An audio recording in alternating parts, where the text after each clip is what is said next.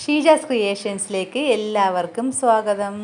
ഇന്ന് ഞാൻ 1-2 ടിപ്സുമായിട്ടാണ് വന്നിട്ടുള്ളത്. അപ്പം വീഡിയോയിലേക്ക് പോകാം. വീഡിയോ മുഴുവനായിട്ടും കാണണം. നമ്മളിപ്പോൾ ദോശ ചുടാൻ നേരത്തെ ഇപ്പം ഞാൻ മാവ് ഒഴിച്ച് കല്ലിന്ന് വിട്ട് വരാൻ ഭയങ്കരമായിട്ട് ബുദ്ധിമുട്ടാണ്. ഇപ്പോൾ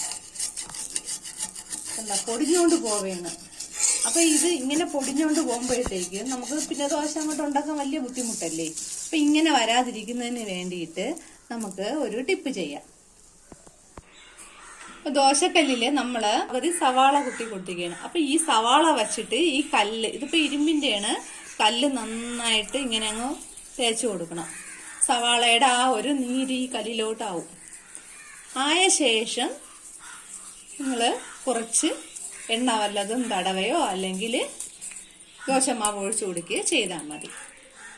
ഇപ്പൊ എന്താ ദോശമാവ് ഞാനിപ്പോ എണ്ണ തടവിയില്ല, സവാളയുടെ അത് വെച്ച് ഒന്ന് ഇതാക്കിയതേ ഉള്ളൂ. എന്നിട്ട് ദോശമാവ് ഒഴിച്ചു കൊടുത്തു. നന്നായിട്ട് ഇളകി വരും.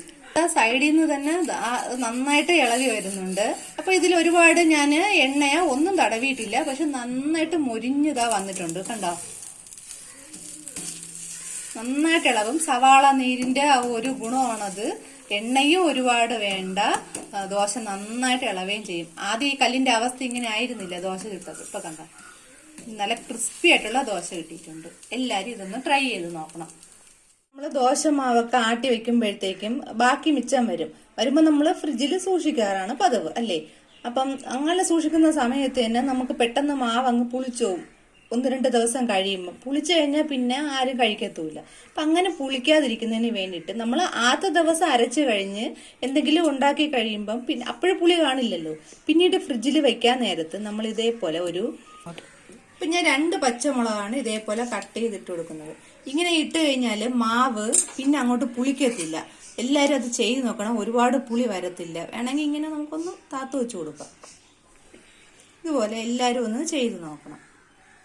ഇപ്പൊ നമ്മുടെ വാതിലിന്റെ ആ ഒരു വിജാഗിരി ഉണ്ടല്ലോ, അതാണെങ്കിൽ എപ്പോഴും ഈ വാതിൽ തുറക്കുമ്പോൾ ഭയങ്കര സൗണ്ടും ഒക്കെ കേൾക്കുന്നില്ലേ. അപ്പൊ അത് അങ്ങനെയൊക്കെ വരാതിരിക്കാൻ വേണ്ടിട്ടാ ഞാനിപ്പോ ഇവിടെ ഒരു സോപ്പ് എടുത്തിട്ടുണ്ട്. സോപ്പ് ഒന്ന് ഈ ഒരു ഭാഗത്തോട്ട് നന്നായിട്ടൊന്ന് ഉരച്ചു കൊടുത്താൽ മതി. ഈ വാതിലിന്റെ ആ സൈഡൊന്നും അങ്ങനെ സ്റ്റക്ക് ആവത്തെയോ അങ്ങനെ സൗണ്ട് കേൾക്കുകയോ ഒന്നും ചെയ്യത്തില്ല. ഇതുപോലെ ഒന്ന് ഉരച്ചു കൊടുത്താൽ മതി. അപ്പോൾ ഞാൻ ഇന്നിപ്പം കാണിച്ച ടിപ്സ് എല്ലാവർക്കും ഇഷ്ടപ്പെട്ടിട്ടുണ്ടെങ്കിൽ ലൈക്ക് ചെയ്യണം, സബ്സ്ക്രൈബ് ചെയ്യണം, ഷെയർ ചെയ്യണം, സപ്പോർട്ട് ചെയ്യണം. Thanks for watching.